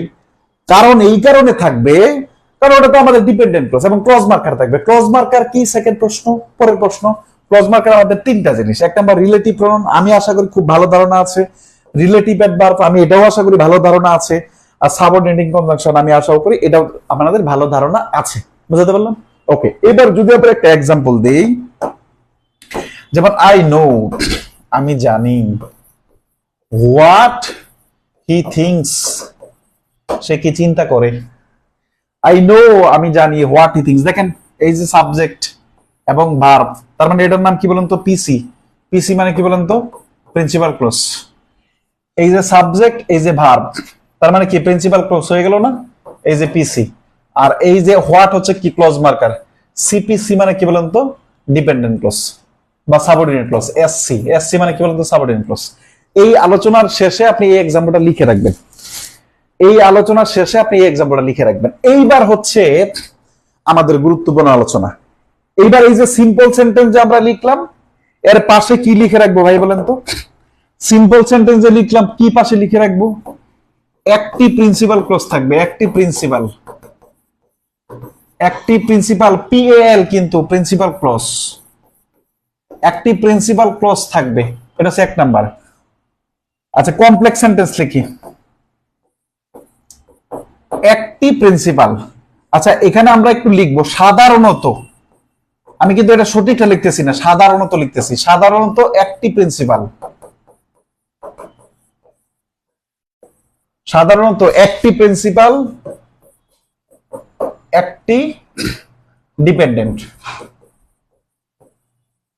ডিপেন্ডেন্ট ক্লজ, সাধারণত একটি প্রিন্সিপাল, একটি ডিপেন্ডেন্ট ক্লজ। এখন বাকি আছে যে আমাদের কম্পাউন্ড সেন্টেন্স কি, এই জায়গাটা ঝামেলা। কম্পাউন্ড সেন্টেন্স কি? আমরা সিম্পল সেন্টেন্স জেনে গেলাম যে এটা একটা মানে সিম্পল সেন্টেন্স এইটা থাকবে, কমপ্লেক্স সেন্টেন্স জেনে গেলাম এটা কি থাকবে। সাধারণত কি বলেন তো, একটি প্রিন্সিপাল ক্লজ থাকবে এবং একটি ডিপেন্ডেন্ট ক্লজ থাকবে, বেশিও থাকতে পারে, এক বা একাধিক থাকে, তবে আমাদের আপাতত জানা দরকার না। যখন আমরা প্র্যাকটিস পাবো তখন এটা আমি আবার রিপিট করব, এটা কথা মনে রাখেন, ক্লাসের কোনো না কোনো সময় এটা রিপিট হবে। এখন কম্পাউন্ড সেন্টেন্সে কি থাকবে ভাই বলেন তো? কম্পাউন্ড সেন্টেন্সে সাধারণত, আমি আবার কিছু সাধারণত না, সাধারণত একের অধিক থাকতে পারে, কিন্তু সাধারণত দুটি পিসি থাকবে, পিসি মানে কি প্রিন্সিপাল ক্লজ থাকবে, এবং কি দ্বারা যুক্ত থাকবে? ফ্যান ভয়েস দ্বারা, ফ্যান ভয়েস দ্বারা। কি দ্বারা যুক্ত থাকবে? ফ্যান ভয়েস দ্বারা। নিচে আপনাদের নোট দেয়া আছে ফ্যান ভয়েস কোনগুলো, ফ্যান ভয়েস দ্বারা যুক্ত থাকবে। কি কি যুক্ত? ফ্যান ভয়েস দ্বারা। ওই যেমন ফর, অলরেডি, নাইস, তারপরে আমাদের not, but also, not only, but also, or, yet, so, এগুলা দিয়ে বুঝাতে পারলাম। এন্ড, এগুলা দিয়ে যুক্ত হবে। আচ্ছা, অলরেডি না এন্ড। আচ্ছা, তার মানে আমাদের সিম্পল সেন্টেন্স যখন আমরা লিখবো তখন একটা বাক্যে লিখবো, সাবজেক্ট আর ভার্ব লিখবো, অবজেক্ট এবার হোয়াট এভার ইট ইজ, যা মন চায় আপনি লিখেন, কোনো আপত্তি নেই। কম্পাউন্ড সেন্টেন্স যখন লিখবো তখন অফকোর্স আমাদের এই ফ্যান ভয়েস সম্পর্কে ধারণা থাকা লাগবে, ওই ফ্যান ভয়েস দিয়ে লিখবো আমরা একাধিক বাক্য। 3 নাম্বার হচ্ছে কমপ্লেক্স সেন্টেন্স সম্পর্কে ধারণা লাগবে। আমাদের একটা সিম্পল সেন্টেন্স থাকবে, একটা প্রিন্সিপাল ক্লজ থাকবে আর একটা ডিপেন্ডেন্ট ক্লজ থাকবে। ওকে, পরবর্তীতে আমাদের আরেকটু জায়গা আছে, আমরা ডাবল সেন্টেন্স নামে একটা সেন্টেন্স ছিল, ওটাকে আমি বাদ দিছি ইচ্ছে করে, আগের দিনের স্লাইডে রাখছিলাম, আমার কাছে মনে হলো এটা অতিরঞ্জিত আলোচনা, কিন্তু আমরা মাল্টিপল সেন্টেন্স আমাদের লাগবে। মাল্টিপল সেন্টেন্স খুবই সহজ আলোচনা, ওই আলোচনার ভিতরে এটা একটা আলোচনা। মাল্টিপল সেন্টেন্স আমাদের লাগবে। প্রশ্ন হতে পারে মাল্টিপল সেন্টেন্স আবার কি, কেন মাল্টিপল সেন্টেন্স আমরা ব্যবহার করবো, এটা হচ্ছে প্রথম কথা। এক্সাম্পলটার দিকে তাকাই, হি কেম টু আওয়ার হাউস, সে আমাদের বাড়িতে আসবে। এই যে আওয়ার হচ্ছে পসেসিভ, পসেসিভের পরে হুম হয় না, পসেসিভের পরে হাউস হয়, এটা মাথায় রাখবেন। প্রচুর এক্সাম্পল পাবেন, পসেসিভের পরে হুম হয় না, বুঝাইতে পারলাম, সাধারণত কি হয়? হাউস হয়। আচ্ছা, কি বললাম? হি কেম টু আওয়ার হাউস, সে আমাদের বাড়িতে এসেছিল। এইট রাইস, ভাত খেয়েছিল। গসিপড ফর সাম টাইম, কিছুক্ষণ সময় গল্প করেছিল। এন্ড, এবং ওয়েন্ট, এবং সে চলে গিয়েছিল। এখানে বাক্য ছিল কয়টা বলেন তো? হি কেম টু আওয়ার হাউস, সে আমাদের বাড়িতে এসেছিল। হি এইট রাইস, সে খেয়েছিল। হি গসিপড ফর সাম টাইম, সে কিছুটা সময় কাজ করে মানে গল্প করেছিল। এন্ড হি ওয়েন্ট অ্যাওয়ে, এবং সে চলে গিয়েছিল। এরকম ভাবে এরকম বাক্য আপনি পাবেন, যখন আপনি এরকম বাক্য পাবেন যে বাংলাদেশ সরকার দেশের উন্নতির জন্য ব্রিজ নির্মাণ করেছে, বাংলাদেশ সরকার দেশের উন্নয়নের জন্য ফ্লাইওভার নির্মাণ করেছে, বাংলাদেশ সরকার দেশের উন্নয়নের জন্য ব্যাংক নতুন করে ব্যাংক উন্নয়ন করেছে, বাংলাদেশ সরকার দেশের উন্নয়নের জন্য মানে বিশ্ববিদ্যালয়ের সংখ্যা বাড়িয়েছে, বাংলাদেশ সরকার দেশের উন্নয়নের জন্য মানুষের শান্তির জন্য মানে মাদককে না করেছে, হসপিটাল বাড়িয়েছে। যখন একই ব্যক্তির এরকম প্রচুর আপনি বাক্য পাবেন, আপনি যখন নিজে লিখবেন কোন একটা বিষয় সম্পর্কে, গভর্নমেন্টের একটা সফলতা লিখবেন, তখন আপনি বারবার কি লিখবেন যে বাংলাদেশ গভর্নমেন্ট এই করছে, বাংলাদেশ গভর্নমেন্ট এই করছে, বাংলাদেশ ধরে এটা করছে, তখন আপনি বুঝে যাবে, যিনি খাতা দেখবেন উনি বুঝে যাবেন যে আপনার এই মাল্টিপল সেন্টেন্স সম্পর্কে কোনো ধারণা নেই। এবং মাল্টিপল সেন্টেন্স সম্পর্কে খুব কম স্টুডেন্ট জানে বলে আমার কাছে মনে হয়। বুঝাতে পারলাম? মাল্টিপল সেন্টেন্স আপনার ব্যবহার করতে হয়। আপনি যদি এরকম বড় বড় বাক্য, আমি তো ফ্রি হ্যান্ড রাইটিং শিখতে আসছেন, বড় বড় বাক্য আপনি লিখবেন, সাবজেক্ট একই জিনিস আছে, তখন আমরা বারবার লিখবো না, তখন শুধু ভার্ব দিয়ে অ্যাড করে দেবো। এটা আমরা প্রচুর এক্সাম্পল পাবো। হি কেম টু হাউস, আমার হাউস, খাওয়ার কাজটা কে করছে? হি লিখছে, তার মানে হিটা নতুন করে আর লিখলাম না। গসিপ গল্প করার কাজটাও কে করছে? সে। যেমন সরকার উন্নয়ন করছে, হাসপাতাল করছে, এবং হাসপাতাল করছে সরকার, আবার যদি কোনো নেগেটিভও করে ওটাও কে করছে? সে করছে। এই কারণে সরকার বারবার আমরা লিখবো না, একটা সাবজেক্ট লিখবো এবং ওর যত কাজ আছে সব আমরা লিখে দিব। একটা সাবজেক্ট লিখবো, ওই ব্যক্তি অথবা প্রতিষ্ঠান যত কাজ করছে সব আমরা লিখে দিব। বোঝাতে পারলাম?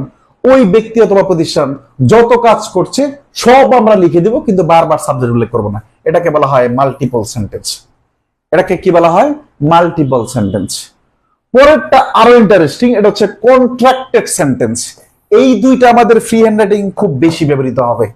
সিম্পল সেন্টেন্স তো ব্যবহৃত হবে, এর ভিতরেও আমাদের এই দুইটার বেশি ব্যবহৃত। এটা হচ্ছে কন্ট্রাক্টেড সেন্টেন্স।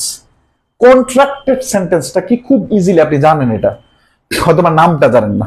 যেমন হি ওয়েন্ট টু মার্কেট, খুব মনোযোগ দিয়ে দেখেন। হি ওয়েন্ট টু মার্কেট, সে বাজারে গেছে। এন্ড, এবং হি বট আ বুক, এবং সে একটা বই কিনছে। বুঝাতে পারলাম? এরপরে he went to market and bought a book. যখন দুইটা প্রিন্সিপাল ক্লজ থাকবে, যখন দুইটা প্রিন্সিপাল ক্লজ থাকবে, দুইটা প্রিন্সিপাল, পরবর্তী প্রিন্সিপাল ক্লজের সাবজেক্ট যদি সেম হয় তখন আপনি সাবজেক্টটাকে বাদ দিবেন। যদি ভার্বটাও সেম হয় তাহলে ভার্বটাকেও বাদ দিবেন। এই যে সাবজেক্ট এবং ভার্ব, কম্পাউন্ড সেন্টেন্সের সাবজেক্ট এবং ভার্ব একই হলে সাবজেক্ট, পরবর্তী সাবজেক্ট এবং ভার্বটা বাদ দিতে হয়। এই বাদ দেওয়াটা মানে সংক্ষিপ্ত করা, এবং এই জন্য এটার নাম কি বলেন তো? Contracted sentence. বোঝাতে পারলাম?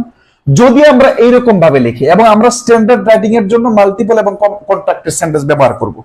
যদি এরকম বলি, যেমন he is honest,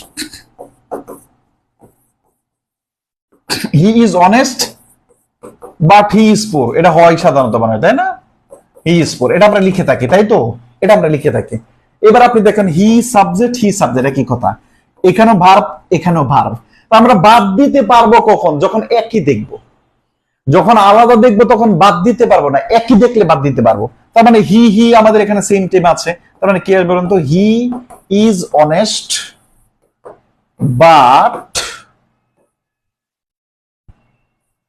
but push. এটার নাম হচ্ছে, এতটুকুর নাম হচ্ছে কন্ট্রাক্টেড সেন্টেন্স। এতটুকুর নাম কি বলেন তো? Contracted sentence. তার মানে আমরা সেন্টেন্স গুলো যখন আলোচনায় আসলাম, এই আলোচনার ভিতরে আমরা সিম্পল সেন্টেন্স পাইলাম, কম্পাউন্ড সেন্টেন্স পাইলাম, কমপ্লেক্স সেন্টেন্স পাইলাম। এগুলো আলোচনা করার জন্য আমরা ক্লোজ আলোচনা করলাম। ক্লোজটাকে আমরা দুই ভাগে ভাগ করলাম। এটা হচ্ছে মানে একটা হচ্ছে ইন্ডিপেন্ডেন্ট ক্লোজ বা প্রিন্সিপাল ক্লোজ, এটা হচ্ছে সাবঅর্ডিনেট ক্লোজ বা ডিপেন্ডেন্ট ক্লোজ। ইন্ডিপেন্ডেন্ট ক্লোজে কি থাকে? একটা সাবজেক্ট এবং একটা ফাইনাইট ভার্ব থাকে। ডিপেন্ডেন্ট ক্লোজে কি থাকবে? সাবজেক্ট এবং ফাইনাইট ভার্বের পূর্বে শুধু সিএম থাকবে। পরবর্তী প্রশ্ন, সিএমটা তাহলে কি? সিএম ইজ ইকুয়াল হচ্ছে ক্লোজ মার্কার। ক্লোজ মার্কার কয়টা জিনিস হয়? সাধারণত তিনটা জিনিস হয়। এটা হচ্ছে রিলেটিভ প্রোনাউন, এটা হচ্ছে রিলেটিভ অ্যাডভার্ব, আর হচ্ছে আমাদের সাবঅর্ডিনেটিং কনজাংশন। রিলেটিভ প্রোনাউন সাধারণত কয়টা হয়? 6টা হয়। রিলেটিভ অ্যাডভার্ব কয়টা হয়? 4টা হয়। আর সাবঅর্ডিনেটিং কনজাংশন কোনগুলো? যেইগুলা দিয়ে আমরা ছোটবেলায় কমপ্লেক্স সেন্টেন্স পড়ছি ওগুলাই। বোঝাতে পারলাম? এরপরে আমরা বললাম কম্পাউন্ড সেন্টেন্স কি। আমরা বলছিলাম কম্পাউন্ড সেন্টেন্স দুইটা প্রিন্সিপাল ক্লজ থাকবে সাধারণত। আমি বারবার বলছি সাধারণত, একের বেশি প্রিন্সিপাল ক্লজ থাকতে পারে, কিন্তু মিনিমাম দুইটা থাকতে হবে। দুইটা প্রিন্সিপাল ক্লজ থাকবে এবং কোঅর্ডিনেটিং কনজাংশন যুক্ত থাকবে। এখন প্রশ্ন হচ্ছে কোঅর্ডিনেটিং কনজাংশন কি? এটা আমরা পরবর্তীতে লেখা আছে। বুঝতে পারলাম? সেকেন্ড ওয়ান পড়লাম আমরা মাল্টিপল সেন্টেন্স। মাল্টিপল সেন্টেন্স কি এবং মাল্টিপল সেন্টেন্স আমরা কখন ব্যবহার করব? একই ব্যক্তি যখন অনেকগুলা কাজ করবে, একই প্রতিষ্ঠান যখন অনেকগুলা কাজ করবে, তখন বারবার সাবজেক্ট ব্যবহার না করে শুধু ভার্বটা ব্যবহার করবে। একই ব্যক্তি একাধিক কাজ করলে কাজটা তো ভিন্ন হবে। ব্যক্তিটা এক কিন্তু কাজটা তার ভিন্ন, এখানে আমরা সাবজেক্ট বাদ দিব। দ্যাট ইজ কল, এটাকে মাল্টিপল সেন্টেন্স বলা হয়। আর কন্ট্রাক্টেড সেন্টেন্স বলা হবে যখন দুইটা প্রিন্সিপাল ক্লজ ব্যবহার করা হবে কোঅর্ডিনেটিং কনজাংশন দ্বারা। দুইটা প্রিন্সিপাল ক্লজ ব্যবহার করা হবে। যদি সাবজেক্ট এবং ভার্ব একই হয় তো সেকেন্ড সাবজেক্ট এবং ভার্বটাকে যদি আমরা বাদ দিয়ে দিই, এটাকে বলা হয় কন্ট্রাক্টেড সেন্টেন্স। ক্লিয়ার কিনা বলেন? এতটুকু আলোচনা ক্লিয়ার কিনা শোনারা?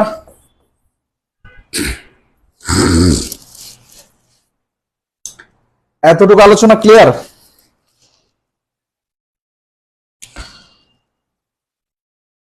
এতটুকু আলোচনা ক্লিয়ার কিনা?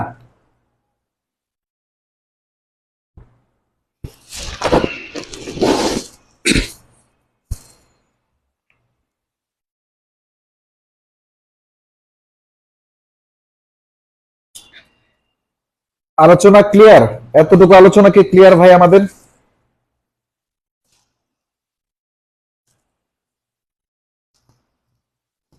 আচ্ছা, এই আলোচনাটুকু যদি ক্লিয়ার হয় তাহলে এইবার হচ্ছে আপনি এতটুকু কাজ করবেন। এখানে লেখা আছে ইংরেজি সিম্পল সেন্টেন্স চেনার উপায়। সিম্পল সেন্টেন্স এটা আমাদের যদিও পার্টে পড়ে যায় ট্রান্সফরমেশনের, এটা কিসের উপর পার্ট পড়ে যায় বলেন তো? ট্রান্সফরমেশনের পার্টে পড়ে যায়, কিন্তু আমরা একটু দেখার চেষ্টা করব। সিম্পল সেন্টেন্সে সাধারণত in spite of, despite, because of, owing to, too dot dot to অথবা এনাফ ডট ডট টু আমাদের প্রেজেন্ট পার্টিসিপল রূপে being, having, verb plus ing, but having plus V three অথবা without plus verb plus ing, beside plus verb plus আইজি, এরকম যদি কোনো কিছু থাকে ওটা সাধারণত সিম্পল সেন্টেন্স। এটা আপনি একটু দেখে নেবেন।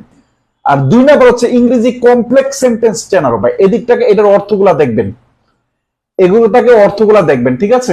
এই যে কমপ্লেক্স সেন্টেন্স, ওই যে আপনি যা যা ব্যবহৃত হয় এখানে, অনেকের কাছে মনে হতে পারে ফর আবার সাবঅর্ডিনেটিং কনজাংশন হয় কেমনে? হয় ফর সাবঅর্ডিনেটিং কনজাংশন যখন হয় তখন এটার অর্থ হয় বিকজ। যেমন he could not attend the meeting, say meeting A attend করতে পারেনি। ফর হি ওয়াজ ইল, কারণ সে অসুস্থ ছিল। তখন ফর এর আগে একটা কমা ব্যবহার করা হয়, বুঝতে পারলাম? তার মানে ফর সাবঅর্ডিনেটিং কনজাংশন হয়। এগুলো আপনাকে একটু দেখতে হবে, এগুলো একটু দেখতে হবে এবং এদের অর্থগুলো একটু জানতে হবে, এবং এখানে যে যে কয়টা আছে এদের অর্থগুলো জানতে হবে। আচ্ছা, পরবর্তীতে যেটা আমরা বলছিলাম যে ইংরেজিতে কম্পাউন্ড সেন্টেন্স, ওই যে বলছিলাম যে কম্পাউন্ড সেন্টেন্স আমাদের সাবঅর্ডিনেট কোঅর্ডিনেটিং কনজাংশন কোনগুলা? আমাদের সাধারণত এই যে and, or, but, yet, so, therefore, otherwise, both dot dot and, either dot dot or, neither dot dot not, not only dot dot but also, also, এতে coding যারা দুটো principal ক্লজকে যুক্ত করে। বুঝাতে পারলাম? এই হচ্ছে কথাবার্তা আমাদের। এইবার আমাদের এই ট্রান্সফরমেশনটা সম্পর্কে আমরা আগামী ক্লাসে কথা বলবো। তার আগে আমরা, যখন আমাদের মূল কাজ কিন্তু শুরু হয়ে যাচ্ছে, আপনি টের পাচ্ছেন না, মূল কাজ কিন্তু শুরু হয়ে যাচ্ছে। কিভাবে শুরু হয়ে যাচ্ছে? এবার আপনি কিছু কথা লিখবেন যে ফ্রি হ্যান্ড রাইটিং এবং ট্রান্সলেশন লিখার পূর্ব শর্ত। ট্রান্সফরমেশনটা আমি আগামী একটা ক্লাসে আলোচনা করব, তখন আপনাদের বুঝতে সুবিধা হবে। একই ক্লাসে এত আলোচনা করলে আপনি মাথা রাখতে পারবেন না। আপনি লিখবেন ফ্রি হ্যান্ড রাইটিং বা ট্রান্সলেশন সম্পর্কে লিখার পূর্ব শর্ত। ফ্রি হ্যান্ড রাইটিং বা ট্রান্সলেশন এর পূর্ব শর্ত। পূর্ব শর্ত, ফ্রি হ্যান্ড রাইটিং বা ট্রান্সলেশনের পূর্ব শর্ত। খুবই মনোযোগ দিতে হবে, এখানে আমরা কিছু পয়েন্ট লিখবো। 1 নাম্বার পয়েন্ট, যদি এমন কোন পরীক্ষা দিতে যান যেখানে ট্রান্সলেশন আসছে, তাহলে প্রথম কাজ হচ্ছে ওই প্যাসেজটুকু আপনার খুব মনোযোগ সহকারে পড়ে ফেলা। আপনি প্রথম বাক্যর একটা বাক্য দেখছেন আর একটা বাক্য ট্রান্সলেশন করছেন, আপনি এটা মিলাতে পারবেন না। আপনি একটা বাক্য দেখতেছেন, একটা বাক্য পড়তেছেন আর একটা বাক্য ট্রান্সলেশন করতেছেন, আপনি এটা মিলাতে পারবেন না। আমি কাজগুলো বলে দিব স্টেপ বাই স্টেপ। তার মানে প্রথম কাজ কি বলেন তো?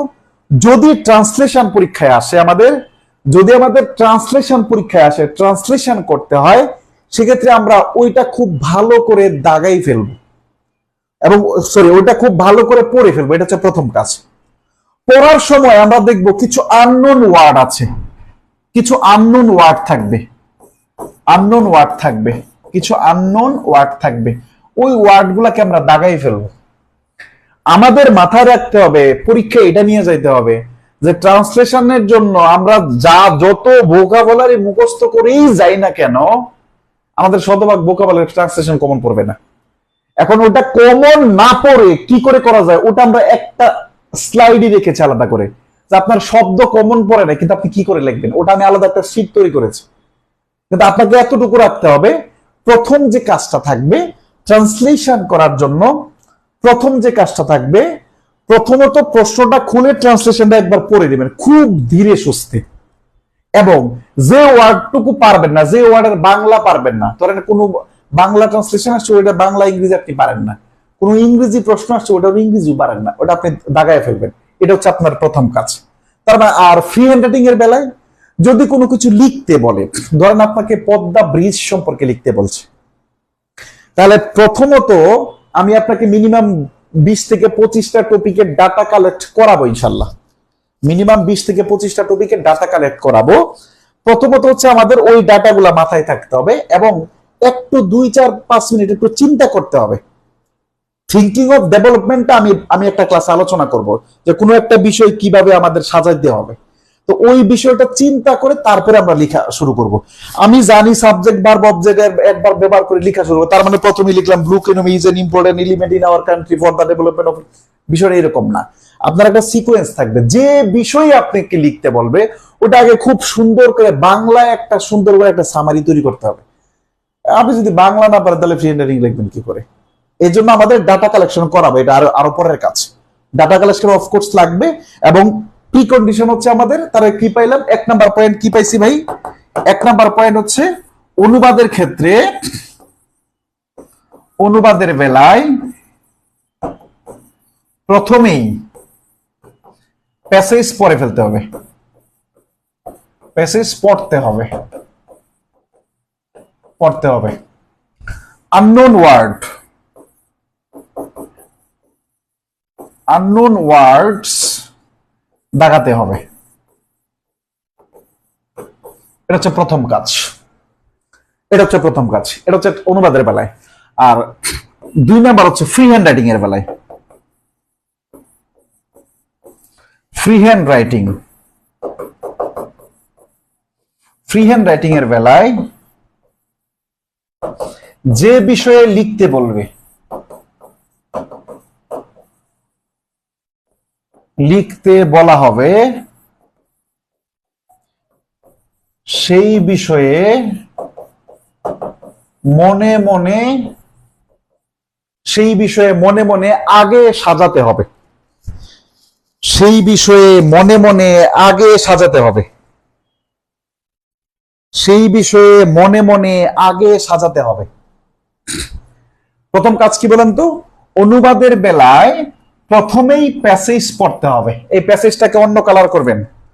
অনুবাদের বেলায় প্রথমেই প্যাসেজটা পড়তে হবে এবং আননোন ওয়ার্ডস গুলো দাগাতে হবে।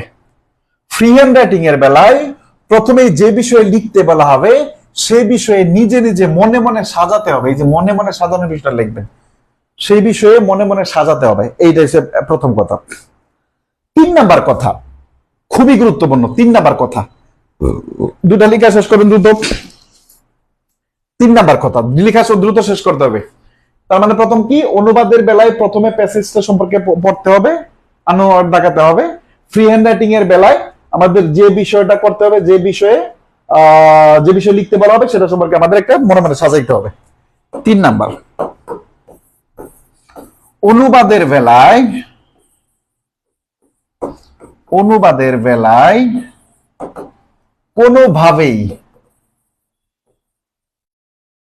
কোনোভাবেই সেন্টেন্স দ্বারা প্রভাবিত হওয়া যাবে না। সেন্টেন্স দ্বারা প্রভাবিত হওয়া যাবে না, প্রভাবিত হওয়া যাবে না। সেন্টেন্স দ্বারা প্রভাবিত হচ্ছে ঘটনাটা কিরকম আমি বলছি। অনুবাদের বেলায় কখনোই সেন্টেন্স দ্বারা প্রভাবিত হওয়া যাবে না, এটাকে আন্ডারলাইন করবেন। সেন্টেন্স দ্বারা প্রভাবিত হওয়া কিভাবে? ধরেন কোন একটা বাক্য আছে, আমি একটু পরেই দেখাবো। কোন একটা বাক্য আছে, আপনাকে ঠিক যেভাবে আছে ওইভাবেই অনুবাদ করতে হবে, এই ধারণাটাই ভুল। ঠিক যেভাবে আছে এইভাবেই আমাকে অনুবাদ করতে হবে, এই ধারণাটাই ভুল। তার মানে কি, অনুবাদের বেলায় কোনোভাবেই সেন্টেন্স দ্বারা প্রভাবিত হওয়া যাবে না। এই কথার মানে হচ্ছে প্যাসেজে ঠিক যেভাবে সেন্টেন্স আছে আমাকে ঠিক এইভাবে লিখতে হবে, সেটা এরকম না। প্রয়োজনে লিখবেন, প্রয়োজনে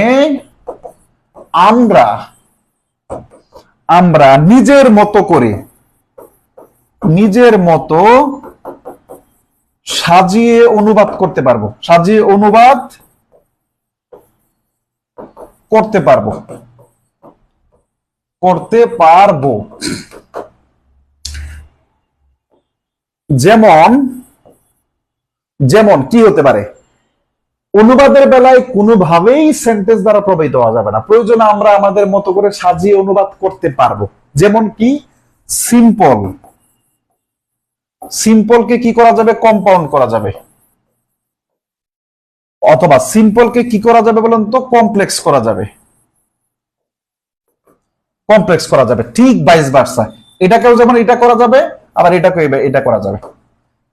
আবার অ্যাক্টিভ ভয়েসকে, অ্যাক্টিভকে কি করা যাবে? প্যাসিভ করা যাবে। আমরা একটু লিখে নেব, আমি আর লিখলাম না এখানে, আমি একটু 3 নাম্বার নোটটা লিখছি।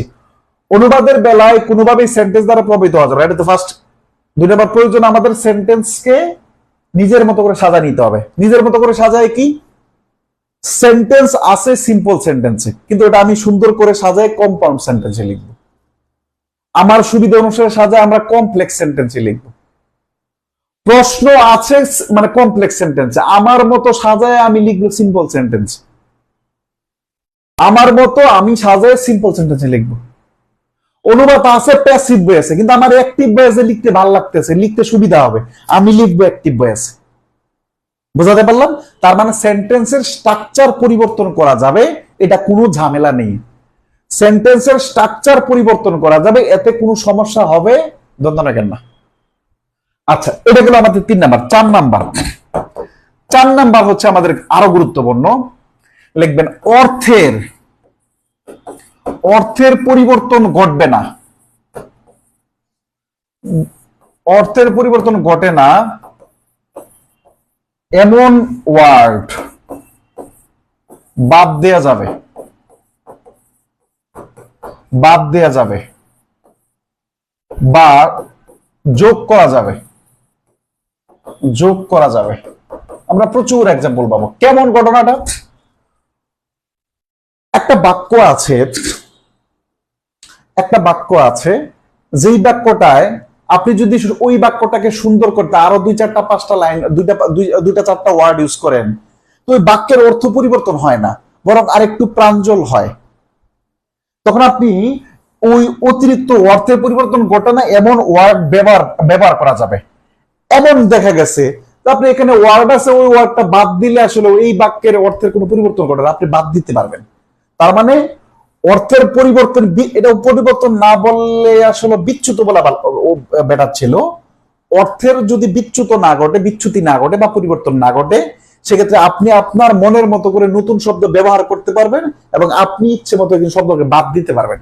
এই স্বাধীনতাটুকু দেয়া আছে অনুবাদের বেলায়। এটা হচ্ছে 4 নাম্বার। তাহলে 5 নাম্বার আমরা লিখবো কি বলেন তো? এটা লিখবেন স্ট্রাকচার পরিবর্তন করলে অনুবাদ কেবল সহজই নয়, বরং আরো সুন্দর ও সাবলীল হয়। এটা লিখবেন 5 নাম্বার। স্ট্রাকচার, স্ট্রাকচার পরিবর্তন করলে, স্ট্রাকচার পরিবর্তন করলে অনুবাদ কেবল সহজই নয়, বরং বরং কি হয়? সুন্দর ও সাবলীল হয়। 5D লিখে দেবেন আমরা। অনুবাদ এবং ফ্রি হ্যান্ড রাইটিং করতে গেলে আমাদের এই 5টা জিনিস মাথায় রাখতে হবে। অনুবাদ এবং ফ্রি হ্যান্ড রাইটিং করতে গেলে আমাদের এই 5টা জিনিস আমাদের মাথায় রাখতে হবে। বুঝাতে পারলাম?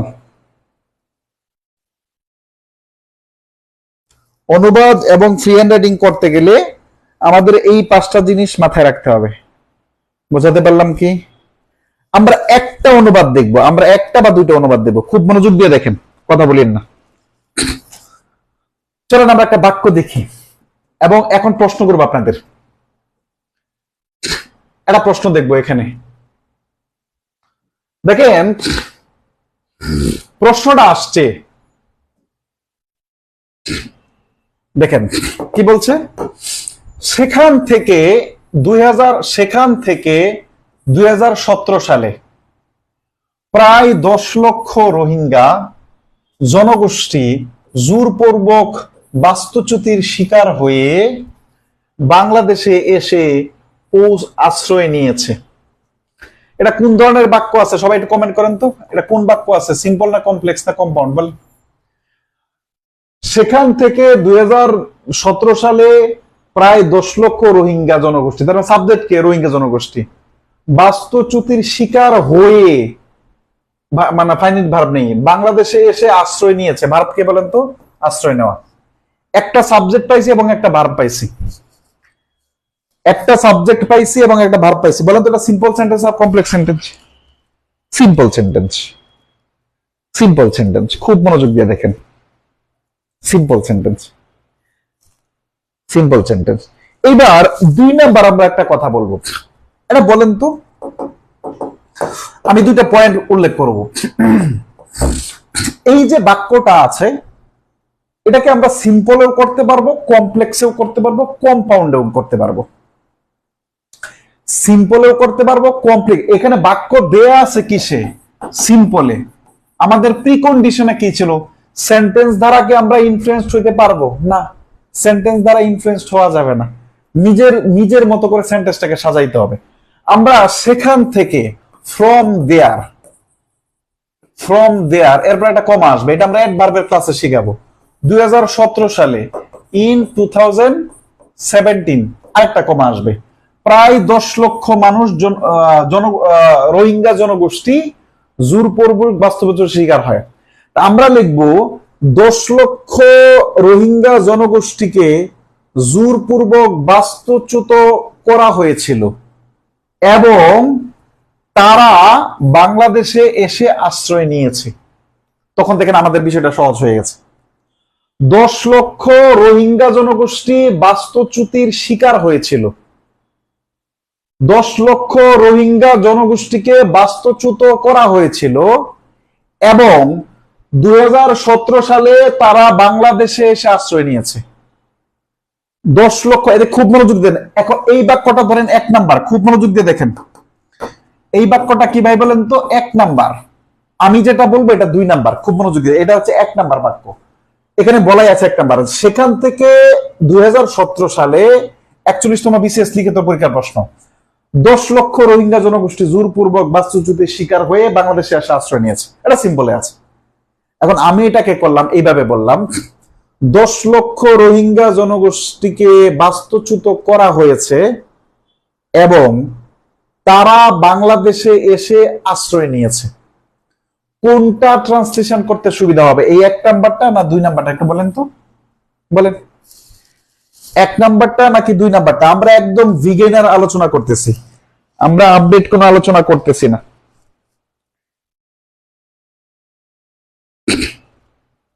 দুই নাম্বারটা, এই সেন্টেন্সের কনসেপ্ট এইটা হচ্ছে, আপনি টোটাল ধারণা চেঞ্জ হয়ে যাবে আপনার। আপনি বিলিভ অর নট, আপনার কাছে এত সহজ মনে হবে। আমি আপনাকে শেষে এরকমও শোনাবো, বিরহের গান, মমতাজের গান, নার্গিসের গান অনুবাদ করে দেখাবো আমি, যে কত ইজিলি করা যায়। নার্গিসে গান গাইছে একটা, যে কি বলে একটা গান আছে না বিখ্যাত, বেসিক টু অ্যাডভান্স বেসের ফাউন্ডেশন হয়েছিল, বিখ্যাত গান অনুবাদ করে দেখাবো না, চলে না। এইবার হচ্ছে আমরা এটা লিখে দিলাম, একটু লিখি। আমরা অনেকগুলা ব্যবহার কিন্তু আমি জানি না।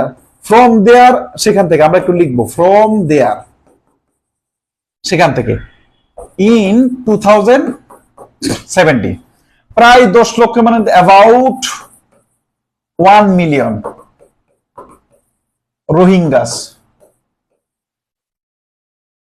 রোহিঙ্গাস পিপল আর দেয়ার, রোহিঙ্গা। এখন 10 লক্ষ যেহেতু বেশি, তাহলে ওয়ার, এই জোরপূর্বক ভাবে, এটা আমরা অ্যাডভার্বের ব্যবহার, এটা আমরা অ্যাডভার্ব এখানে শিখবো।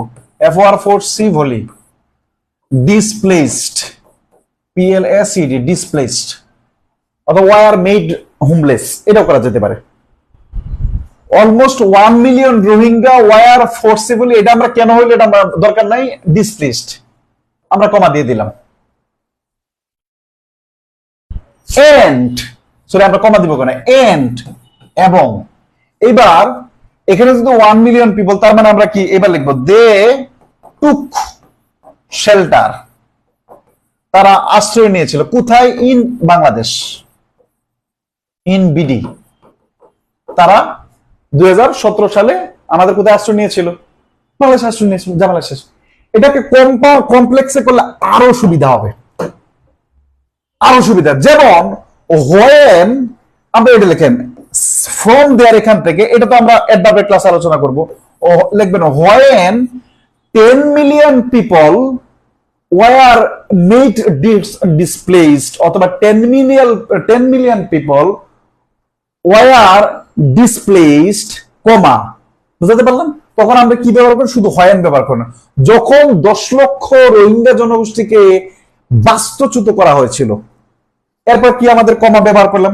দে টুক শেল্টার ইন বাংলাদেশ, অথবা দে টুক রিফিউজি, দে টুক শেল্টার, সহজটা ব্যবহার করেন, দরকার না, যত কঠিন যাওয়ার দরকার নেই। দে টুক শেল্টার ইন বাংলাদেশ। এখন আপনি এই যে কমপ্লেক্স সেন্টেন্সের আমাদের ধারণাটা নিছিলাম, মনে আছে যে আমাদের কমপ্লেক্স সেন্টেন্সের ধারণা কি নিছিলাম বলেন তো? আমাদের এই যে দেখেন দে টুক শেল্টার, দে টুক শেল্টার, এটা হচ্ছে আমাদের সিম্পল সেন্টেন্স, মানে প্রিন্সিপাল ক্লজ। আর এই যে হোয়েনটা হচ্ছে কি বলুন তো? সিএম। এরপরে 10 মিলিয়ন পিপল হচ্ছে আমাদের সাবজেক্ট, আর ওয়ার ডিসপ্লেস হচ্ছে ভার্ব। এই যে এটা হচ্ছে আমাদের ডিপেন্ডেন্ট ক্লজ, আর এটা হচ্ছে প্রিন্সিপাল ক্লজ। এটা হচ্ছে মূল খেলা সেন্টেন্সের দ্বারা প্রভাবিত। এরকম আপনার মাথায় যত আরো হিউজ বড় বড় বাক্য করে দেখাবো, খুব ইজিলি করে ফেলতে পারবেন, কিন্তু আমার ওইটুকু যাইতে হবে। 2 নাম্বার, এই সেন্টেন্সটা আমরা সিম্পল সেন্টেন্সে করাইছিলাম, মনে আছে? দেখেন তো, এইরকম দেখেন, একই সঙ্গে মুক্তিযুদ্ধের চেতনা সত্যিকার অর্থে প্রতিষ্ঠা করতে হলে প্রয়োজন দেশপ্রেমিক গণতান্ত্রিক শক্তির সংঘবদ্ধ প্রয়াস এবং রাষ্ট্রীয়তার আন্তরিক পদক্ষেপ। এটা আমাদের ওরে ন্যাশনাল ব্যাংক ছিল, কি জানি গইয়ে এসে গেছে, ন্যাশনাল ব্যাংক ছিল 2014 সালে। এটা আমরা গত ক্লাসে সাবজেক্ট চিনেছিলাম এটা দিয়ে, তাই না? এখন এটাও সিম্পল বাক্য, দেখবেন এটাও সিম্পল। একই সঙ্গে মুক্তিযুদ্ধের চেতনা সত্যিকার অর্থে প্রতিষ্ঠা করতে হলে প্রয়োজন দেশপ্রেমিক গণতান্ত্রিক শক্তিবদ্ধ সংবদ্ধ প্রয়াস ও রাষ্ট্রীয় আন্তরিক পদক্ষেপ। এটা সিম্পল সেন্টেন্স। এই সিম্পল সেন্টেন্সটা অনেকের জন্য কঠিন হয়ে যাবে, বুঝতে পারলাম? এই প্যাসেজটা যদি আপনি চান, তখন আপনি দেখবেন এখানে বলা হয়েছে আমাদের কথা বলা হয়েছে, আমাদের প্রজন্মের কথা বলা হয়েছে। তখন আমরা এইটাকে সুন্দর করে এরকম লিখতে পারি, if we want to establish a, কি বলেন তো, একই সঙ্গে মুক্তিযুদ্ধ চেতনা যদি সত্যিকার অর্থে প্রতিষ্ঠা করতে চাই, মানে আমরা প্রতিষ্ঠা করতে হলে এটাকে বাদ দিলাম, সিম্পলকে আমরা কমপ্লেক্স বানাবো। If we want to establish the spirit of liberation war really বা ট্রুলি, যদি আমরা সত্যিকার অর্থে এটাকে বাস্তবায়ন করতে চাই, উই নিড, তারপরে আমাদের কি আসবে? কমা দিয়ে, উই নিড সংঘবদ্ধ প্রয়াস, দেশপ্রেমিক পদক্ষেপ, we need combined efforts and sincere steps. এরপরে বাকিটা দেখবেন। এটা ছিল সিম্পল, অনেকের জন্য খুব কঠিন হয়ে যেত, কিন্তু আপনি যখন কমপ্লেক্স করে ফেলবেন তখন আপনার জন্য সহজ হয়ে যাবে, তখন আপনার জন্য সহজ হয়ে যাবে। এই জন্য সেন্টেন্স দ্বারা আমাদের প্রভাবিত হওয়া যাবে না, আমাদের সুবিধা অনুসারে আমরা লিখব। মূলত এটা দ্বারা যেটা বুঝাইছে এটা যদি আপনি লিখে আসতে পারেন, এটাই আমাদের সুন্দর স্ট্যান্ডার্ড হয়, বুঝাতে পারলাম? এরপরে হচ্ছে আমাদের আরো অনেকগুলো আমাদের বাক্য দেয়া আছে, 3 নাম্বার, এখানে অনেকগুলো বাক্য দেয়া আছে, এগুলো আমরা আগামী ক্লাসে একটু আলোচনা করব। অনেকগুলো বাক্য দেয়া আছে, আজকে আর আলোচনা করব না, আমরা আগামী ক্লাসে আমরা আলোচনা করব। মূল টপিকে কিন্তু আমরা ঢুকে গেছি, এই যে মূল টপিকে কিন্তু ঢুকে গেছে এই জায়গা থেকে, ঠিক আছে? আমরা আগামী ক্লাসে ট্রান্সফরমেশন অফ সেন্টেন্স সম্পর্কে একটু ছোট ধারণা নিয়ে এখানে আরো কিছু ব্যাখ্যা অ্যাড করতে হবে, আরো কিছু সেন্টেন্স অ্যাড করতে হবে, ওটা অ্যাড করবে আগামী ক্লাসে ইনশাআল্লাহ। আমরা 3 নাম্বার ক্লাসে আলোচনা করব, ঠিক আছে? বুঝতে পারলাম? এই যে 2টা সেন্টেন্স পরবর্তীতে করলাম, একটু বলেন তো যে কি মনে হচ্ছে, একটু পারা যাবে? একটু পারা যাবে বলেন তো? আপনাদেরকে মিনিমাম ফিডব্যাক কিন্তু লাগবে, মিনিমাম ফিডব্যাক লাগবে, কারণ আপনি যদি আমাকে ফিডব্যাক না দেন তাহলে আমি বুঝবো কি করে? গতদিন আমি প্রথম ক্লাসের পরে পোস্ট দেওয়ার পরে কমেন্টস করছেন মাত্র 55 জন মনে হয়। না বুঝলেও বলতে হবে যে না আমি বুঝতে পারছি না, কারণ এটা তো অফলাইন ক্লাস না যে আপনাকে নাম ধরে জিজ্ঞেস করতে হবে, সাগরিকা তুমি কি বুঝতে পারছো কিনা, এটা বলতে পারবো না। আপনাকে অফকোর্স আমাকে কোঅপারেট করতে হবে। একটু বলেন তো যে আমাদের বেসিকটুকু ক্লিয়ার হচ্ছে কিনা, বা আমরা বুঝতে পারতেছি না কিনা?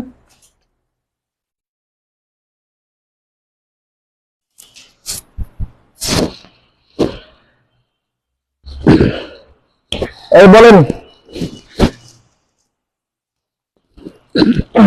হচ্ছে? ওকে, ইনশাআল্লাহ।